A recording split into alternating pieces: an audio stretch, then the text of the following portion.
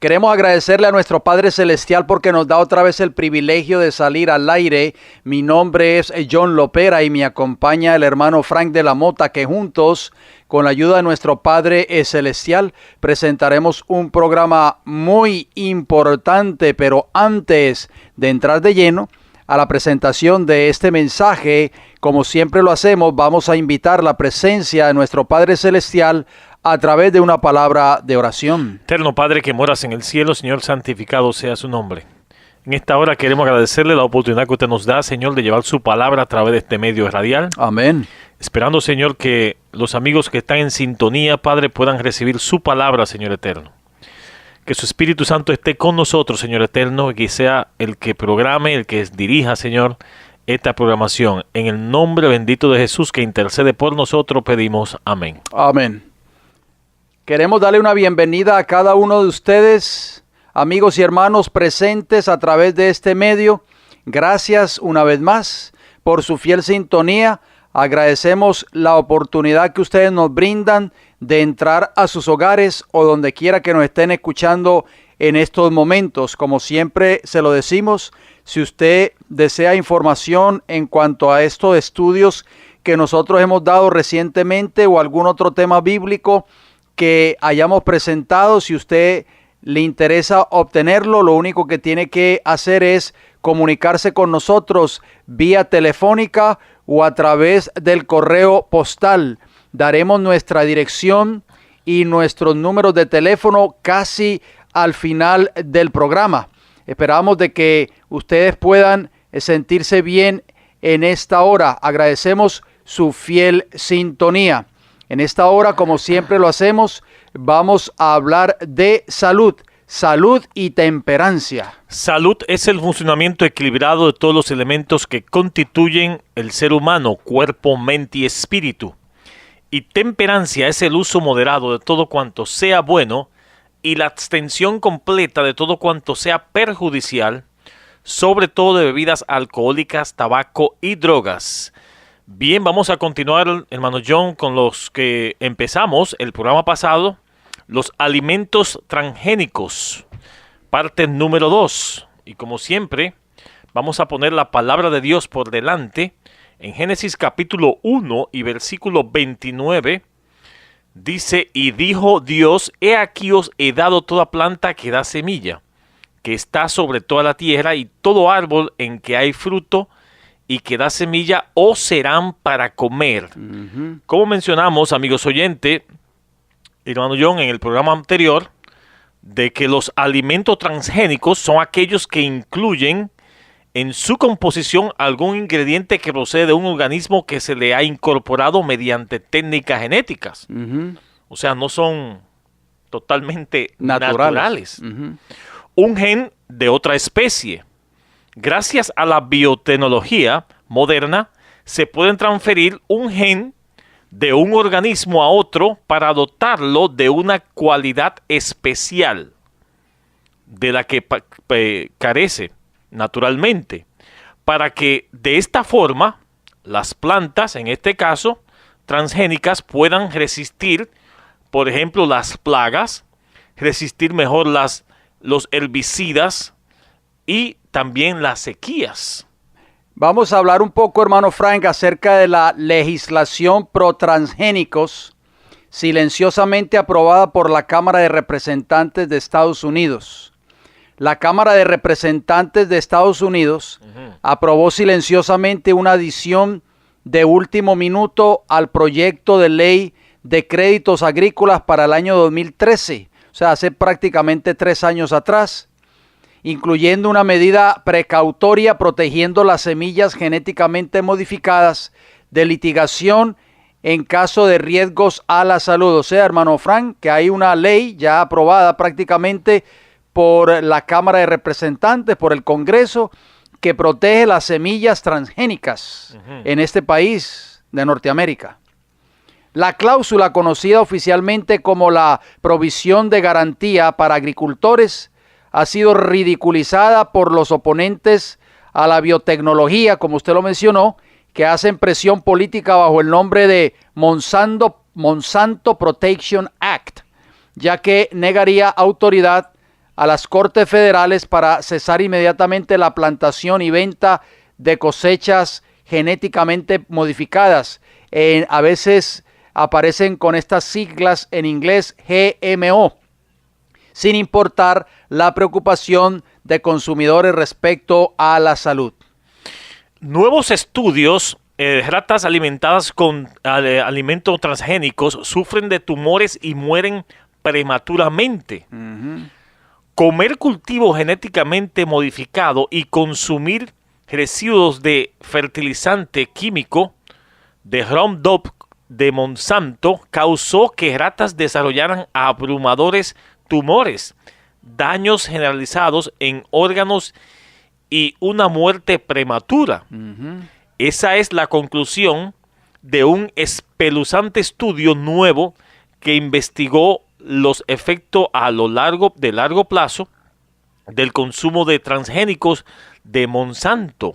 El estudio, hermano Frank, ha sido catalogado como la investigación más acabada jamás publicada sobre los efectos a la salud de cultivos transgénicos y el herbicida Roundup en ratas.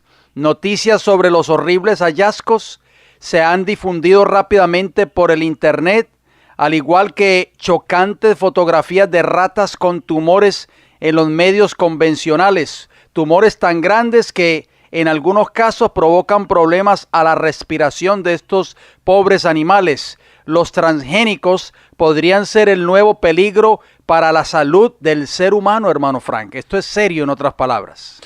Y el estudio conducido por Gilles Eric Seralini de la Universidad de Caen en la primera investigación que examina los efectos a largo plazo del consumo de transgénicos. Podrían encontrarse pensando los escándalos en que ningún estudio haya sido conducido ante la aprobación de transgénicos por parte de la USDA, o sea, el Departamento de Agricultura de los Estados Unidos, y la FDA, Administración de Alimentos y Drogas de Estados Unidos, organismos federales de los Estados Unidos, pero esto solo lleva a demostrar el poder del lobby corporativo. El exterminador de maleza Roundup, hermano Frank, de Monsanto, que esto es un veneno, por supuesto, y el maíz transgénico son los implicados en el sorprendente estudio nuevo sobre el cáncer, escribió The Grocery, un popular boletín del Reino Unido. Se reportó que los científicos descubrieron que ratas expuestas incluso a pequeñas cantidades de este exterminador, por supuesto, desarrollaron tumores de mama y severo daño al hígado y al riñón, tras 4 meses en los machos y 7 meses en las hembras. O sea, hermano Frank, esto es serio. En otras palabras, vamos a seguir abundando un poco en cuanto a estos alimentos transgénicos en nuestro próximo programa. Y yo a veces me pregunto, hermano Frank, las personas están desarrollando un sinnúmero de enfermedades hoy. El cáncer prácticamente va a la cabeza de estas enfermedades. ¿Será esto la causa, hermano Frank? Nos preguntamos, del consumo de estos alimentos transgénicos. Bien, hasta aquí los minutos de salud. Esperamos que sean de mucha bendición para cada uno de ustedes, amigos oyentes. Hermano John, sin más preámbulo, vamos a entrar a lo que es al tema para hoy. La continuación del tema de las 7 iglesias. Ya comentamos, hablamos de la iglesia parte número 1 de la iglesia de Éfeso. Hoy el título es el mensaje a las 7 iglesias, parte número 2, iglesia de Esmirna, que fue desde el año 100 después de Cristo hasta el año 323 después de Cristo. En el libro de Apocalipsis capítulo 2 y el versículo 8 encontramos: y escribe el ángel a la iglesia en Esmirna, el primero y el postrero, el que estuvo muerto y vivió, dice esto. En este mensaje de hoy, hermano Frank, amigos oyentes, continuaremos analizando las 7 iglesias del libro de Apocalipsis. La segunda de estas 7 iglesias, como usted lo acaba de mencionar, es la iglesia de Esmirna. Usted recordará, hermano Frank, que en el estudio anterior estuvimos hablando acerca de la iglesia de Éfeso. Esta iglesia abarcó el primer periodo histórico correspondiente a la iglesia primitiva, o sea, la iglesia que fue fundada por Cristo en la persona de sus 12 apóstoles desde el año 31 después de Cristo hasta el año 100 después de Cristo. Y decíamos también que la palabra Éfeso significa deseable. Esta palabra describe fielmente el carácter y la condición de esta iglesia durante esa primera etapa de la era cristiana. Los cristianos, amigos oyentes, primitivos de ese entonces, habían recibido la doctrina de Cristo en toda su pureza. Amén, eso es muy importante. Claro, disfrutaban de los beneficios de los dones del Espíritu Santo. Y también se distinguían por sus obras y labores en favor del Evangelio y también por su paciencia. Y fieles a esos principios puros enseñados por Cristo, la iglesia de Éfeso no podía soportar a los que enseñaban mal y probaban a todos aquellos que decían ser cristianos, pero terminaban siendo falsos apóstoles. Descubrían el verdadero carácter de ellos y los hallaban mentirosos. Y es por eso, hermano Frank, que una iglesia hoy, si no tiene esas características de estar viviendo esa verdad pura, enseñada por los discípulos y enseñada por Cristo Jesús, pues es imposible darse cuenta de las falsas doctrinas que han ido penetrando poco a poco al seno de esa iglesia. Ahí nos quedamos en el programa pasado sobre la iglesia de Éfeso. Entremos a lo que es el tema para hoy, la iglesia de Esmirna, hermano John. Apocalipsis capítulo 2, versículo 8 al 11 nos dice: y escribe al ángel de la iglesia en Esmirna, el primero y el postrero, el que estuvo muerto y vivió, dice esto: yo conozco tus obras y tu tribulación y tu pobreza, pero tú eres rico, y la blasfemia de los que dicen ser judíos y no lo son, sino sinagoga de Satanás. No temas en nada de lo que vas a padecer. He aquí el diablo echará a algunos de vosotros en la cárcel para seréis probados, y tendréis tribulación por 10 días. Sé fiel hasta la muerte, y yo te daré la corona de la vida. Amén. El que tiene oído, oiga lo que el Espíritu le dice a las iglesias. El que venciere no sufrirá daño de la segunda muerte. Maravillosa promesa. La segunda iglesia del Apocalipsis, que era Esmirna, una ciudad comercial de asombrosa belleza que se ubicaba a 60 kilómetros al norte de la ciudad de Éfeso. Esmirna, amigos oyentes, significa mirra o dulce olor fragante, que era un bálsamo que se usaba para aplicar a los muertos. O sea que no pudo haber un mejor símbolo profético, hermano Frank, para representar la característica particular de esta iglesia de Esmirna, que se vio bajo la prueba de la persecución.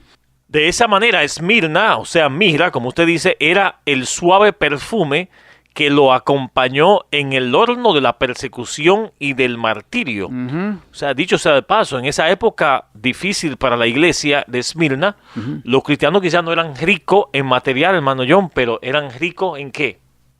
En fe. En fe. Y exacto. Y ahí pues esa iglesia de Esmirna es la iglesia que sufre ese periodo duro de la persecución por intermedio de esa cuarta bestia que ve Daniel en el capítulo 7, hermano Frank, y el dragón bermejo que ve Juan en el Apocalipsis en el capítulo 12, Roma pagana, o sea, la Roma imperial, la Roma de los Césares.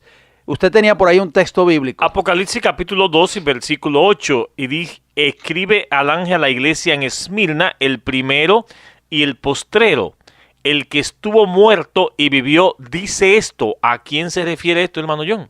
O sea, ¿quién es el primero y quién es el postrero? ¿Quién es el que estuvo muerto y vivió? Porque dice la Biblia claramente, el mensaje a esa iglesia comienza de esa manera.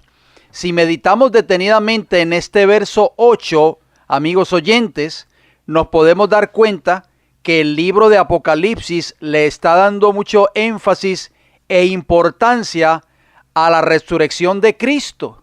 Hermano Fran, pero la gran mayoría del mundo cristiano, lo único que predican es acerca de la muerte de Cristo en la cruz del Calvario. ¿Sí o no? ¿Puede haber esperanza, hermano Frank? Nos preguntamos. para el cristiano solo en la muerte de Cristo? ¿Qué usted cree? ¿Qué hubiese sucedido, hermano Frank, amigos oyentes, si Cristo no hubiese resucitado de la tumba? Porque hoy se habla mucho solo acerca de la cruz del Calvario. Pero no se habla mucho acerca de la resurrección de Cristo. Vamos a ver qué nos dice el apóstol Pablo, hermano Frank. Muy buena pregunta. La respuesta está en la palabra de Dios. En 1 Corintios capítulo 15, versículos 13 y 14 nos dice el apóstol Pablo: porque si no hay resurrección de muertos, tampoco Cristo resucitó. Y si Cristo no resucitó, vana entonces sería vuestra predicación. Vana es también vuestra fe. Ahí está, o sea que sin resurrección no hay predicación que valga, y sin resurrección de Cristo vana sería nuestra fe. Citamos una vez más el apóstol Pablo en el mismo libro, en el mismo capítulo, 1 Corintios 15, pero ahora vamos a leer los versículos 20 y 21. Esperamos de que ustedes estén anotando cada uno de estos textos para que así ustedes, en la comodidad de sus hogares, después de que este programa sale del aire, ustedes lo puedan leer y corroborar en sus respectivas Biblias. 1 Corintios 15, 20 nos dice: mas ahora Cristo ha resucitado de los muertos. Amén. Primicias de los que durmieron es hecho. Porque por cuanto la muerte entró por un hombre, también por un hombre la resurrección de los muertos, hermano Frank. O sea que el apóstol Pablo no solo habló de la muerte de Cristo, sino también de su resurrección. Si solo predicamos un evangelio de la muerte de Cristo, sería un evangelio mutilado e incompleto, en otras palabras. Primera de Tesalonicenses capítulo 4 y versículo 14 también nos dice: porque si creemos que Jesús murió y resucitó, dice el apóstol Pablo, así también traerá Dios con Jesús a los que durmieron en él. Amén, así es. Citamos ahora el apóstol Pedro, hermano Frank, porque no solo el apóstol Pablo habló de la resurrección de Cristo, sino que también el apóstol Pedro le dio mucho énfasis a esta resurrección. ¿Por qué estamos leyendo estos textos, amigos oyentes? Porque acabamos de leer en Apocalipsis 2:8 que el mensaje a la iglesia de Esmirna comienza diciendo: el primero y el postrero, el que estuvo muerto y vivió, dice esto, o sea, Cristo Jesús. Amigos oyentes, Él es el primero y el postrero, Él es el alfa y la omega, como leíamos cuando estudiamos la introducción a esta serie en Apocalipsis capítulo 1. Leemos 1 de Pedro capítulo 1, versículos 3 y 4, que nos dicen: bendito el Dios y Padre de nuestro Señor Jesucristo, dice Pedro, que según su grande misericordia nos hizo renacer para una esperanza viva por la resurrección de Jesucristo de los muertos. Ahí está. Para una herencia incorruptible, incontaminada e inmarcesible, reservada en los cielos para vosotros. Hermano Frank, sin la resurrección de Cristo no tuviésemos esperanza de vida eterna, en otras palabras. Eso es prácticamente lo que nos está diciendo el apóstol Pedro en estos textos que acabamos de citar. Con estos textos, amigos oyentes, antes citado, el Señor Jesucristo nos garantiza de esta manera su gran promesa de sacar de la tumba a sus fieles mártires en su glorioso regreso. Amén. O sea que los fieles no están en el cielo, hermano John, si están descansando, esperando que el Señor venga. Amén, así es. Juan capítulo 11, versículos 25 y 26 nos dice: y le dijo Jesús: yo soy la resurrección y la vida. Amén. El que en mí cree, aunque esté muerto, vivirá. Y todo aquel que vive y cree en mí, no morirá eternamente. ¿Crees esto? Amén, qué maravilloso. Así que podemos darnos cuenta, hermano Frank, que Cristo le da énfasis a esa resurrección que va a tomar lugar cuando Él venga por segunda vez. La resurrección de todos los muertos que están descansando en sus tumbas. Obviamente, amigos oyentes, su abuelita que murió hace un tiempo atrás, su querido familiar, su madre o su padre que ya fallecieron hace un tiempo atrás, que usted los amaba grandemente y los lleva todavía en su corazón, no están en el cielo, amigos oyentes, están descansando en el polvo de la tierra hasta que Cristo venga por segunda vez a resucitar a cada uno de esos muertos. ¿Por qué? Porque ese maravilloso mensaje a la iglesia de Esmirna dice: el que estuvo muerto y vivió. O sea, hermano Frank, que Cristo, que murió, pero también resucitó, esa resurrección de Cristo de la tumba, cuando resucita ese primer día de la semana, como lo dice la palabra de Dios, es nuestra garantía para que si algún día es la voluntad de Dios que vayamos al descanso o a la muerte, seremos resucitados, hermano Frank, cuando Cristo venga por nosotros en gloria y majestad. Siguiendo dando énfasis a la iglesia de Esmirna, hermano John, Cristo conoce las obras de cada uno de nosotros. Según Apocalipsis capítulo 2 y versículo 9, dice, yo conozco tus obras y tu tribulación y tu pobreza, pero tú eres rico, y las blasfemias de lo que dicen ser judío y no lo son, sino sinagogas de Satanás. En esa época difícil para la iglesia de Esmirna, amigos oyentes, los cristianos no tuvieron éxito material ni fama terrenal. Al contrario, la mayoría de ellos eran pobres y soportaban la hostilidad de los paganos. Recuerden que el imperio romano en ese entonces, en esa época de la iglesia de Esmirna, estaba en todo su apogeo. Pero aunque eran pobres materialmente, hermano Frank, eran ricos en espíritu, eran ricos en fe, en consagración a Dios. O sea que era prácticamente como una paradoja, una extraña paradoja. Pues hasta el día de hoy hay muchos ricos que son pobres y muchos pobres que son ricos. Lo que aprendemos en este pasaje es que los verdaderos ricos en este mundo son los ricos en la fe y herederos del reino celestial de Cristo, que se presentará en su glorioso retorno. Vamos a compartir algunos textos bíblicos, hermano Fran, haciendo referencia a ese versículo 9 de Apocalipsis 2. Yo conozco tus obras. O sea que Dios conoce cada corazón, conoce la vida de cada uno de aquellos que dicen ser cristianos. Bueno, Salmos capítulo 1 y versículo 6 nos dice, porque Jehová conoce el camino de los justos. O sea, los que practican una vida de juicio y de justicia y obediencia, mas la senda de los malos perecerá. Y Salmo 139, versículos 1 al 3 nos dice, oh Jehová, tú me has examinado y conocido, tú has conocido mi sentarte y mi levantarme.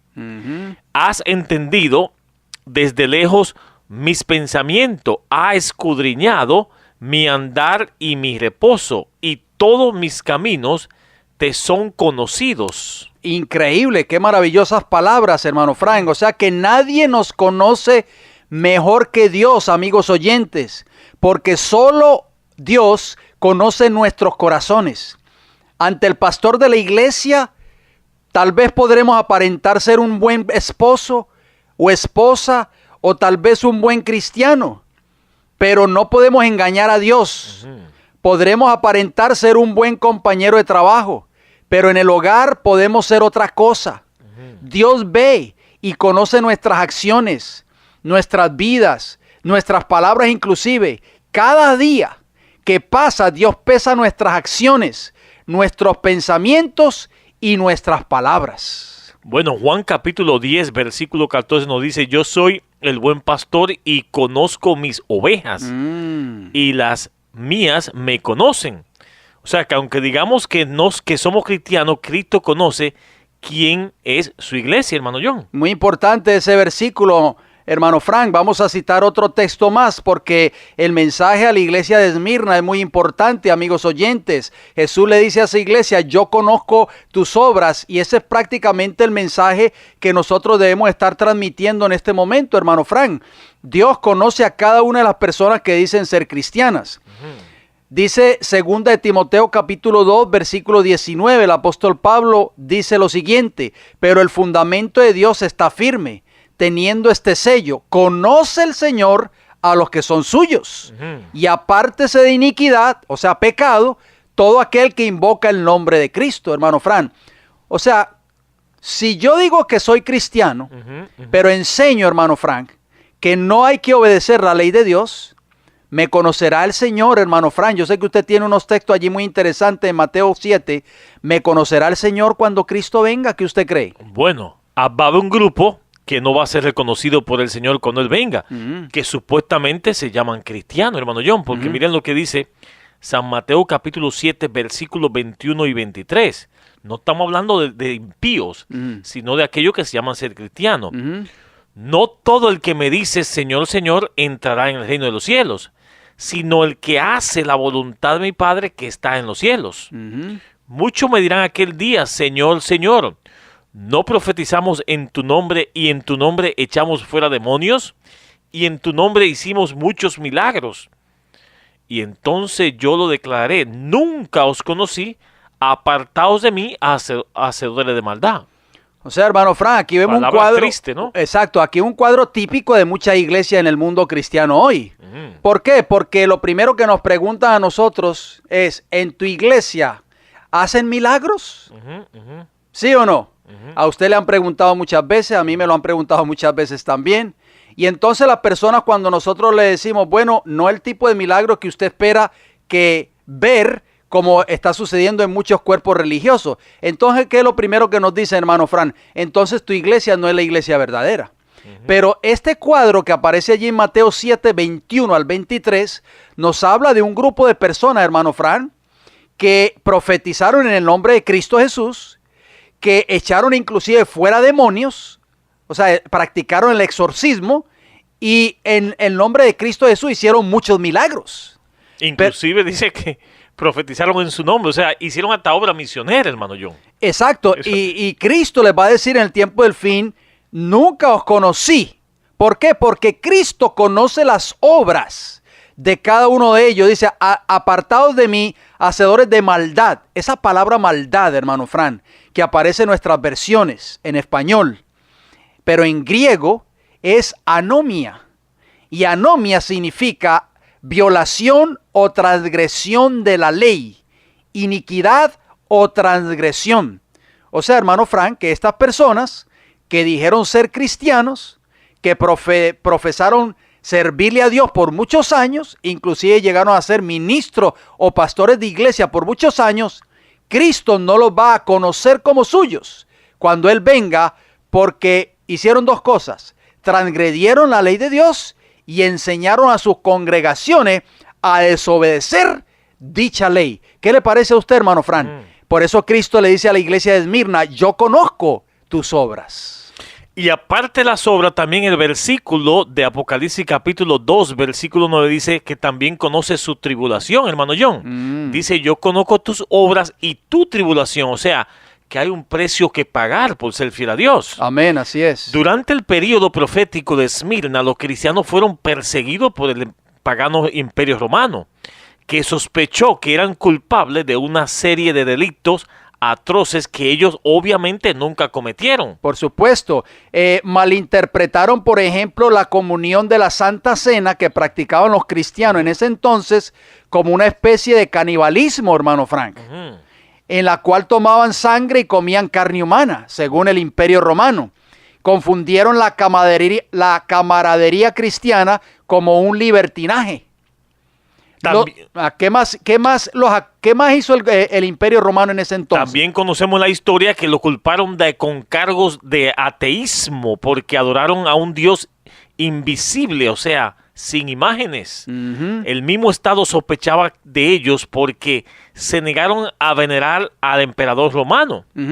Su creencia del fin del mundo con fuego fue explotado por el emperador Nerón, quien lo culpó del incendio de la ciudad de Roma. Muy importante, hubo un desprecio generalizado contra los cristianos porque fueron identificados con los judíos, que consideraban una religión atrasada y remota. Por eso Cristo le dice a esa iglesia de Esmirna, yo conozco tus obras, pero también conozco tu tribulación. Los poderes de la tierra y del infierno se coligaron para atacar a Cristo en la persona de sus discípulos. El paganismo previó de ser triunfar el evangelio, sus templos y sus altares eran derribados y reunió sus fuerzas para destruir el cristianismo. Se encendió el fuego de la persecución. Los cristianos fueron despojados de sus posesiones y expulsados de sus hogares. Todos ellos sufrieron gran combate de aflicciones, hermano John. O sea que el temor del paganismo, que era el imperio romano, porque Roma era un imperio pagano, hermano Fran, durante esa época de la iglesia de Esmirna, ellos tenían temor de que el evangelio iba a triunfar. Y si el evangelio triunfaba, sus templos y sus altares serían automáticamente derribados. Muchos, hermano Fran, en ese entonces o en ese periodo histórico de Esmirna, sellaron su testimonio con su sangre. Nobles y esclavos, ricos y pobres, sabios e ignorantes, todos eran muertos sin misericordia. Estas persecuciones que empezaron bajo el imperio de Nerón, cerca del tiempo del martirio del apóstol Pablo, continuaron con mayor o menor furia por varios siglos. Los cristianos eran inculpados calumniosamente de los más espantosos crímenes y eran señalados como la causa de las mayores calamidades, hermano Frank. También se les condenaba como rebelde contra el imperio, enemigos de la religión y azotes de la sociedad. Muchos eran arrojados a las fieras y quemados vivos en los anfiteatros. Wow. Algunos eran crucificados, otros lo cubrían con pieles de animales salvajes y lo echaban a la arena para ser despedazado por los perros. Estos suplicios continúan a menudo O constituían a menudo la principal diversión en las fiestas populares. O sea, imagínese, hermano John, grandes muchedumbres solían reunirse para gozar de semejante espectáculo y saludaban la agonía de los moribundos con risotadas y aplausos. Doquiera fuesen los discípulos de Cristo en busca de refugio, se les perseguía como a animales de rapiñas.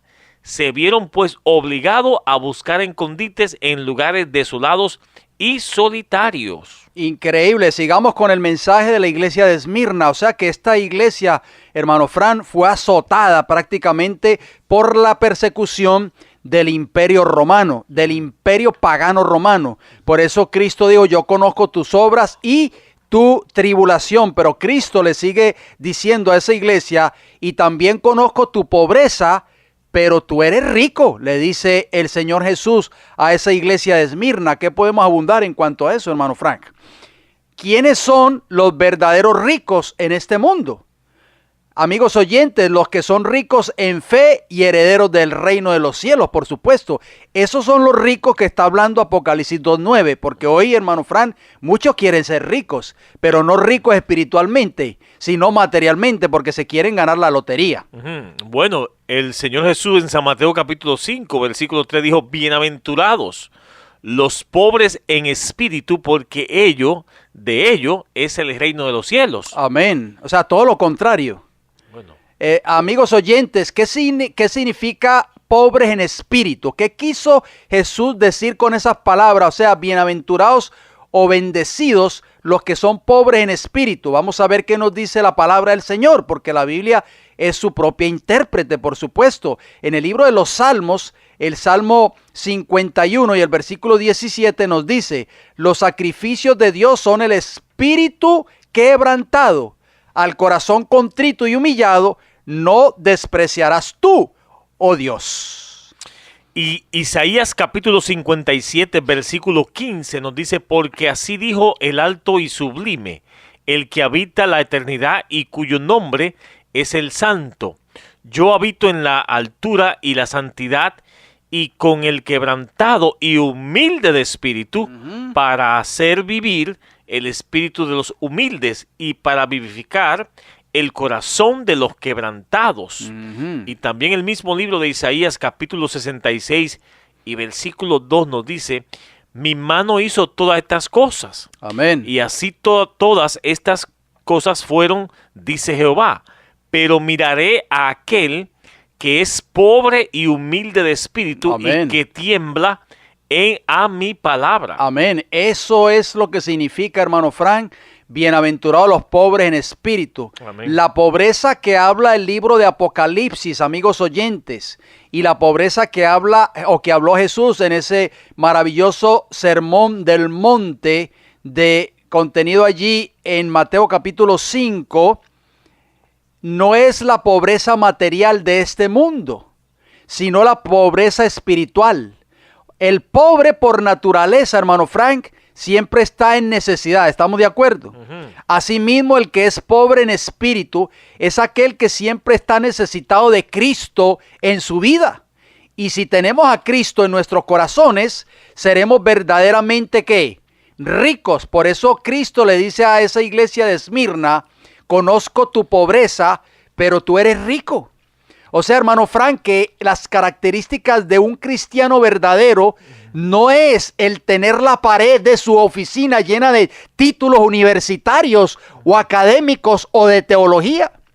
Lo que hace un cristiano verdadero, y Cristo lo reconoce como tal, es aquel cristiano que es humilde. Amén. Y que se humilla ante el Señor.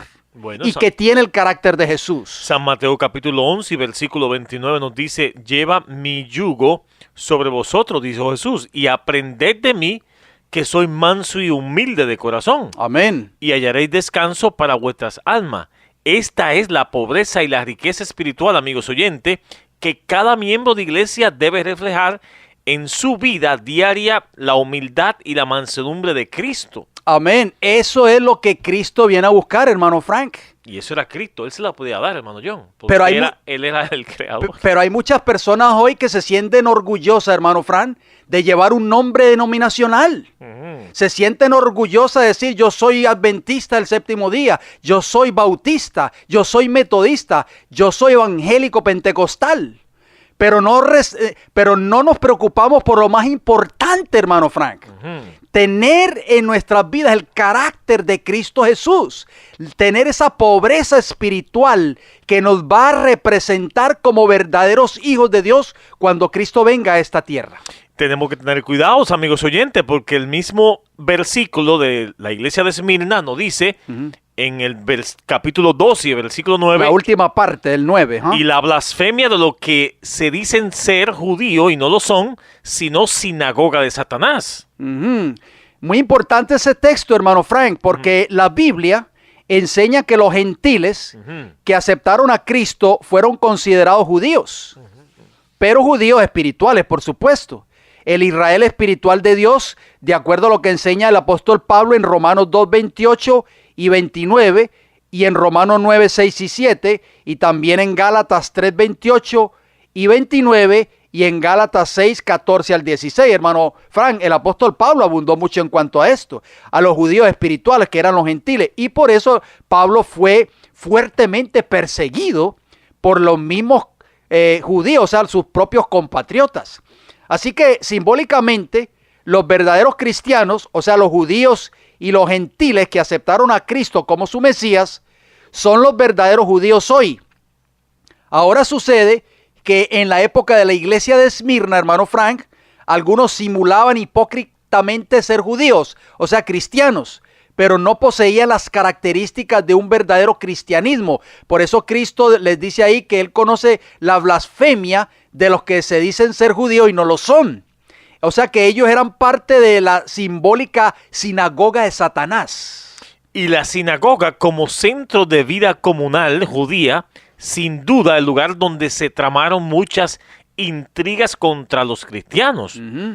El nombre de Satanás significa acusador o adversario, según Zacarías capítulo 3, versículo 1 y Apocalipsis capítulo 12, versículo 10.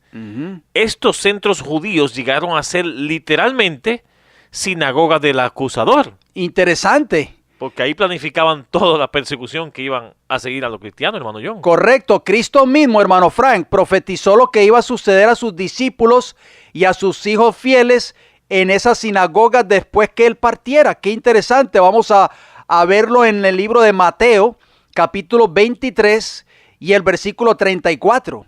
Dice, por tanto, he aquí, yo os envío profetas, le dijo Jesús a sus discípulos, y sabios y escribas, y de ellos a unos mataréis y crucificaréis. También se lo estaba diciendo a la nación judía. Y a otros azotaréis en vuestras sinagogas. Fíjese todo lo que iba a suceder, hermano Fran, en estas sinagogas. Sí, que supuestamente eran los centros de adoración a Dios, como decir las iglesias hoy. Y perseguiréis de ciudad en ciudad, y perseguiréis de ciudad en ciudad. O sea que las sinagogas, hermano Fran, se iban a convertir en lugares de martirio en vez de adoración. ¿Qué le parece a usted? Asesinos, como dicen, ¿no? Y uno de los 10 mandamientos es no matarás. Bueno, por ahí va. ¿Dónde nos quedamos, hermano John? Lucas capítulo 12 también y versículo 11, nos dice el Señor Jesús: cuando os trajeren a las sinagogas y ante los magistrados y las autoridades, no os preocupéis por cuanto o cómo, qué habréis de responder o qué habréis de decir. O sea, las sinagogas pasarían de un lugar donde se adora a Dios, como tú dices, a un juzgado para juzgar, ultrajar y condenar a los fieles cristianos. Hermano Frank, qué importante es eso, porque Cristo dijo lo siguiente en San Juan 16:2: os expulsarán de las sinagogas, y aún viene la hora cuando cualquiera que os mate pensará que rinde servicio a Dios. Hermano Frank, las sinagogas se iban a convertir en sinagogas de Satanás, como dice Apocalipsis 2:9. O sea que serían centros de apostasía donde desaparecería completamente la verdad del evangelio. Hacemos una pregunta, hermano Fran: ¿pasará lo mismo hoy con muchas así llamadas iglesias cristianas? Hermano Fran, muchos cristianos que se levantan en estas iglesias y predican la verdad para este tiempo del fin son ultrajados, son censurados, inclusive son hasta desfraternizados de sus congregaciones y de sus iglesias. ¿Qué estará pasando, hermano Fran? ¿Será que estas iglesias se estarán convirtiendo hoy en sinagogas de Satanás? Toda iglesia, amigo oyente, que se levante en contra de este mensaje para el tiempo del fin, el mensaje de los tres ángeles, hermano Fran, todo ministro que se levante, que quite, que erradique completamente o que censure o que margine a todos aquellos que se levantan a predicar este gran y poderoso mensaje para el tiempo del fin, son sinagoga de Satanás. Hermano Fran, vamos a leer unos versículos muy interesantes, porque Jesús dijo lo siguiente en San Juan capítulo 8, versículos 33 y 37, y yo sé que usted va a compartir los versículos 39, 41 y 44. Leamos primero San Juan 8, 33 y 37. Le respondieron, o sea, los judíos, a Jesús: linaje de Abraham somos, y jamás hemos sido esclavos de nadie. ¿Cómo dices tú, seréis libres? Versículo 37, Jesús le respondió: sé que sois descendientes de Abraham. O sea, les dijo Jesús: pero procuráis matarme, porque mi palabra no haya cabida en vosotros. Hermano Fran, ¿cuántos ministros hoy, aunque no lo hacen tal vez de una forma personal, pero desean exterminar o acabar con la vida de esas personas que están predicando estas grandes verdades en sus iglesias? Usted tenía ahí los versículos 39, 41 y 44 del mismo capítulo. Respondiendo y le dijeron: nuestro padre es Abraham. Jesús le dijo: si fueses hijo de Abraham, las obras de Abraham haréis. Vosotros hacéis las obras de vuestro padre. Entonces dijeron: nosotros no somos nacidos de fornicación. Un padre tenemos, que es Dios. Vosotros sois de vuestro padre el diablo, y los deseos de vuestro padre queréis hacéis. Él ha sido homicida desde el principio y no ha permanecido en la verdad, porque no hay verdad en él. Cuando habla mentira, de suyo habla, porque es mentiroso y padre de la mentira. Hermano Frank, ¿cuántas iglesias hoy se han apartado de la verdad? ¿Cuántas iglesias hoy que decían profesar la verdad o que dicen ser el pueblo de Dios no han permanecido en esa verdad? Y cuando una iglesia, hermano Fran, se aparta de la verdad que Dios le dio, se convierte automáticamente en sinagoga de Satanás. Los judíos profesaban ser el verdadero pueblo de Dios, como dice Apocalipsis 2:9, pero habían llegado a ser esa sinagoga de Satanás. O sea que no estaban viviendo de acuerdo a la palabra de Dios. Tenían un carácter criminal y asesino, en otras palabras. Muchos que dicen ser cristianos son semejantes a los judíos en los tiempos de Jesús. Aparentan mucha religiosidad, mucha consagración a Dios, pero por dentro tienen un carácter impetuoso, iracundo, y se ofende fácilmente, y están dispuestos a vengarse y a guardar rencor contra aquellos que le han hecho algún daño o agravio. Ujú. Todos aquellos que actúan de esa manera son sinagoga de Satanás. Es correcto. Vamos a ver qué nos dice el libro de Romanos, el capítulo 2, versículo 28 y 29. Amigos oyentes, presten atención a estas palabras. Pues no es judío el que lo es exteriormente, ni es la circuncisión la que se hace exteriormente en la carne, sino que es judío el que lo es en lo interior. Y la circuncisión es la del corazón, en espíritu, no en letra, la alabanza del cual no viene de los hombres, sino de Dios. El verdadero judío, hermano Frank, es aquel que ha nacido de agua y de espíritu, como lo dijo Jesús o como lo enseñó Jesús en San Juan capítulo 3 y el versículo 5. Apocalipsis capítulo 2 y versículo 10, siguiendo buscando conocimiento sobre la iglesia de Esmirna, dice también: no temas en nada lo que va a padecer. He aquí el diablo echará a alguno de vosotros en la cárcel para que seáis probado, y tendréis tribulación por 10 días. Sé fiel hasta la muerte, y yo te daré la corona de la vida. Amén. El número 10 siempre ha sido un número simbólico, bíblico, que es símbolo de prueba o de juicio, amigos oyentes. Es por eso que son exactamente 10 mandamientos de la santa ley de Dios, según la cual el ser humano es aprobado y será juzgado por ella, de acuerdo a Santiago 2, del 10 al 12, y también Eclesiastés 12, 13 y 14. La simbología del número 10 como prueba o juicio encontramos también en las 10 plagas de Egipto, hermano Frank. Y sabemos también que en la profecía de la palabra de Dios, un día profético equivale a un año literal. Según Romanos capítulo 14, capítulo 14, versículos 33 y 34, y Ezequiel capítulo 4 y versículo 6.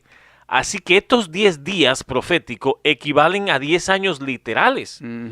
Los seguidores de Jesús de la era cristiana correspondiente a la iglesia que estamos refiriéndonos ahora, a Esmirna, fueron perseguidos por varios emperadores romanos, hermano John. ¿Tiene usted la lista por ahí? Sí, durante esos reinados de los emperadores como Trajano, Marco Aurelio, Septimio Severo, Maximiniano, Decio, Valerio, Aureliano y Diocleciano, hubo persecuciones mayores o menores de los cristianos.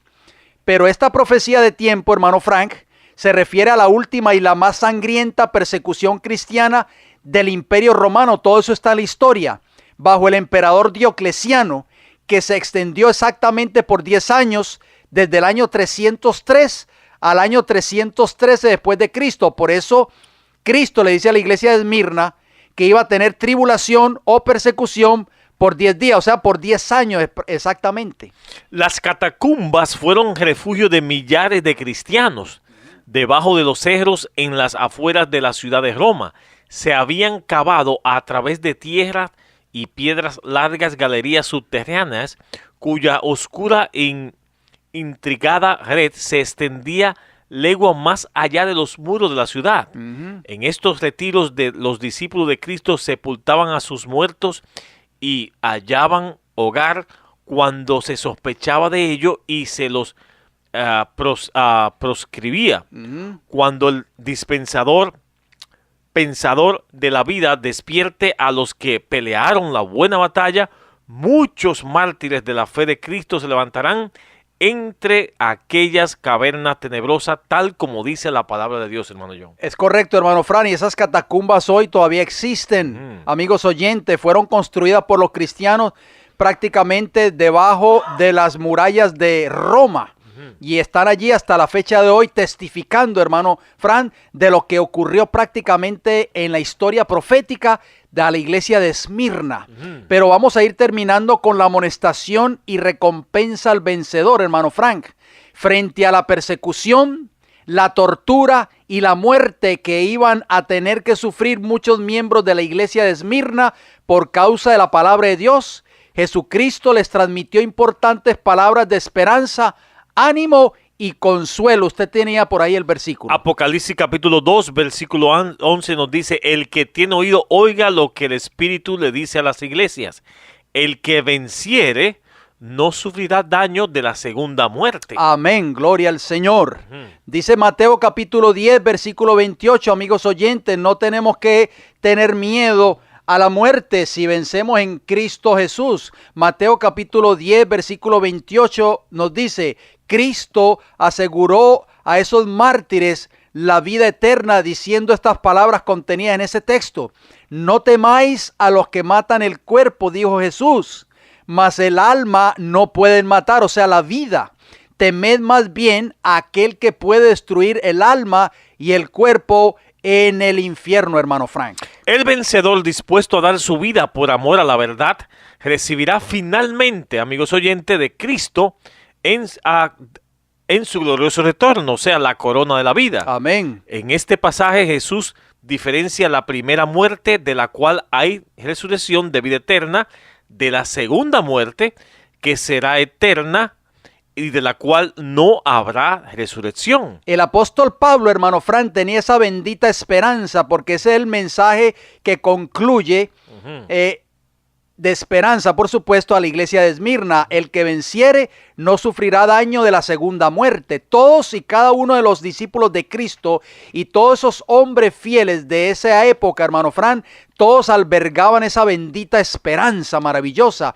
Noten las palabras del apóstol Pablo, amigos oyentes, contenidas en 2 de Timoteo capítulo 4, versículos del 6 hasta el 8, que nos dicen: porque yo ya estoy para ser sacrificado, dijo Pablo, y el tiempo de mi partida está cercano. He peleado la buena batalla, he acabado la carrera, he guardado la fe. Por lo demás, me está guardada la corona de justicia, la cual me dará el Señor, juez justo, en aquel día, o sea, cuando Cristo venga, y no solo a mí, sino también a todos los que aman su venida. Qué hermosas palabras, hermano Frank. Sí, para reconocer todas las implicaciones del maravilloso evento del retorno de Jesucristo, en la cual los hijos de Dios recibirán finalmente la gran recompensa en forma de vida eterna, cuando los muertos hijos de Dios resuciten y los vivos hijos de Dios sean transformados, recibirán un cuerpo incorruptible e inmortal y serán arrebatados juntamente al cielo. Amén. Lo podemos encontrar en 1 Corintios capítulo 15, versículos 51 al 54,